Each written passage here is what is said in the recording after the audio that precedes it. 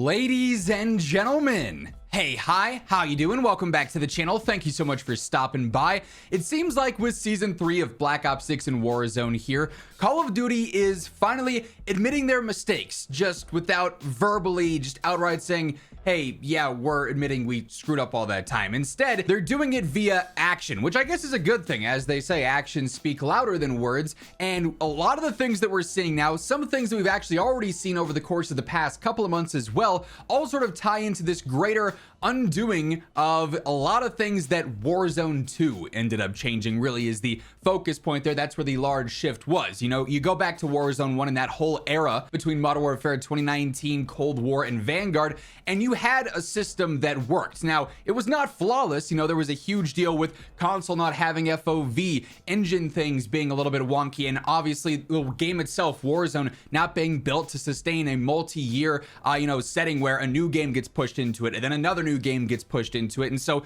Warzone 2 had to happen. It just didn't necessarily have to happen like it did, where instead of just improving and building upon what had already been working throughout Modern Warfare 2019, Cold War, and Vanguard, they just decided to change things for the sake of change, completely redoing the movement, weapon behavior. While we did see certain upgrades and updates that were needed, things like engine updates to allow for console FOV to sort of bridge the gap between console and PC gameplay. They made sure that Warzone was going to be ready for multi-year success and adding in the next game and the next game and the next game, right?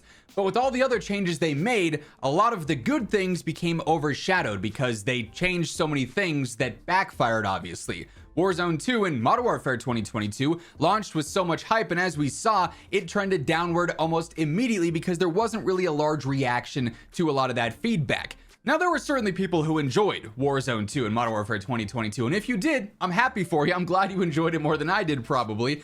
But clearly, as like a general community, the game did not meet expectations, and that's why it didn't really sustain a player base and a player count throughout the year. Modern Warfare 3 kind of resurged it a bit, but there also just wasn't a lot of hype between Modern Warfare 3, as a lot of people viewed it as a DLC, even though it ended up being the most proactive post-launch game of all time for COD, having the most post-launch content, and I think some of the best updates we've seen in Warzone. Black Ops 6 also sort of twisted some of that though, rather than building upon it, which I found rather strange. But anyways, now we're here heading into season 3, where Warzone is seeing some significant overhauls. Not only is Verdansk back, sort of them agreeing, yeah, okay, clearly this is the map that everyone wants, we're not going to try and do something else, we're just going to put out Verdansk.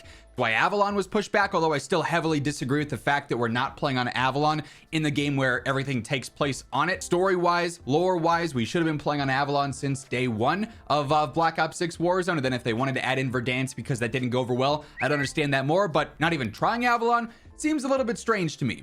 But Verdansk coming back, that's a big thing in and of itself. That's a step towards bringing back those players, focusing heavily on that nostalgia. Obviously, they're playing off of that big time. But then a lot of these other things they're doing in game seem to be them, again, like I sort of alluded to at the start, admitting their mistakes via action. For instance, all these UI updates that we've seen, specifically like with Warzone, we're getting vertical UIs back for the buy stations, everything, so that's easier to navigate. We've seen multiple different menu overhauls since Warzone 2 and Modern Warfare 2022 decided to do everything horizontally and switch up the menus and add in all of these different sub-menus. They've sort of simplified it some. Modern Warfare 3 did a bit of that, Black Ops 6 has done a bit of that, and that continues to evolve here, but that's a small thing, you know, in the grand scheme of things. It's just how the menu looks, but it's still something that is tethered more closely now to original peak Warzone rather than what we've had lately. So them sort of walking that back and saying, yeah, okay, maybe these Hulu and Netflix like designs aren't necessarily the way to go.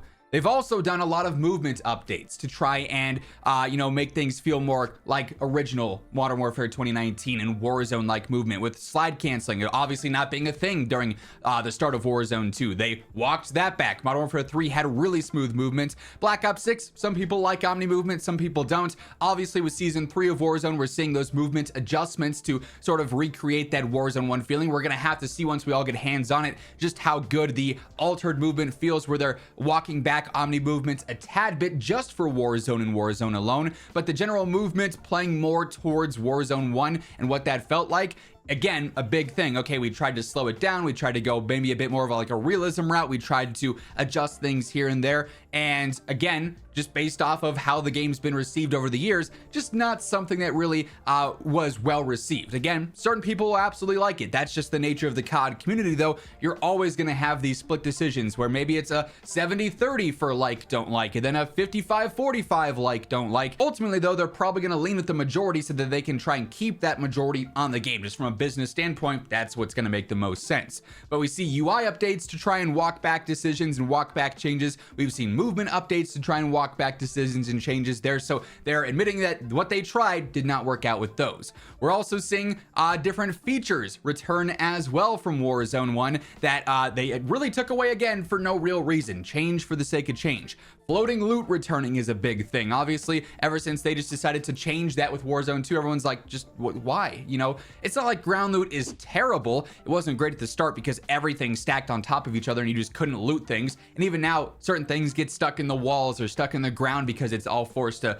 land on the ground instead of floating. But that's something that no one really ever complained about too much. It had its flaws in Warzone 1, again, with trying to fumble between things and it not stacking up correctly. That hopefully will be adjusted here because they made changes over the years to combat that. But them trying something else, okay, let's shift away from floating loot. Let's try different loot drops there.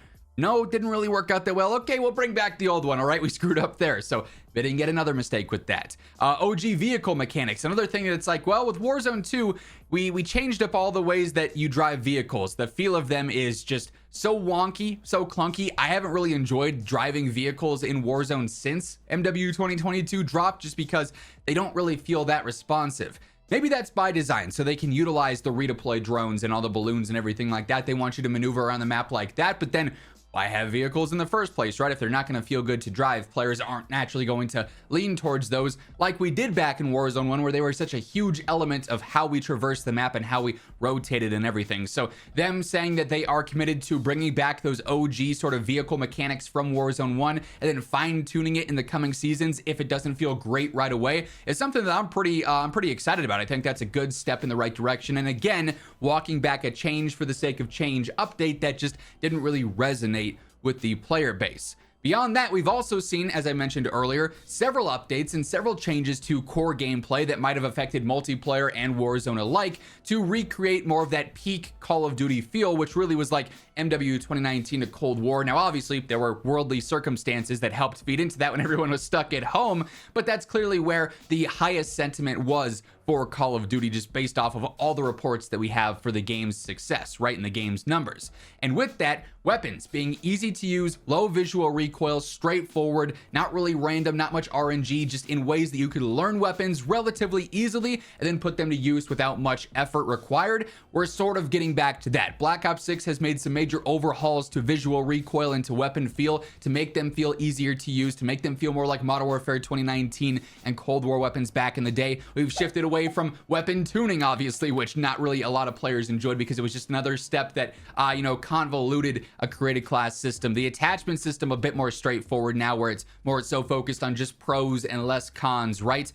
So the way that you interact with weapons and weapon behaviors have all been dialed back as well and walked back a bit to be more like Warzone 1. So you can see where I'm getting with all of this. We've had all these changes, all these random updates, some because they wanted to try something new, some seemingly just because they felt like they had to change something because it got monotonous or something, even though it was a good system.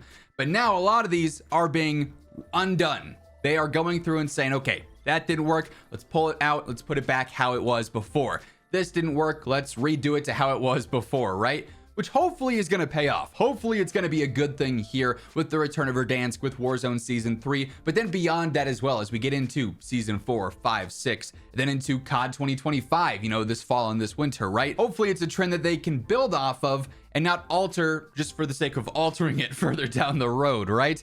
But that being said, yeah, it does seem like COD is finally admitting to some of their mistakes that they've made with the Warzone 2 era here. And that's gonna wrap things up. If you enjoyed the video, a like rating is always seriously appreciated. If you're new to the channel, you want to guarantee that on a daily basis you are always in the know for everything going on in COD, this is the place to be. So feel free to hit that subscribe button on your way out. But once again, thank you so much for tuning in, and until next time, take it easy, have an awesome rest of your day, and I'll catch you later.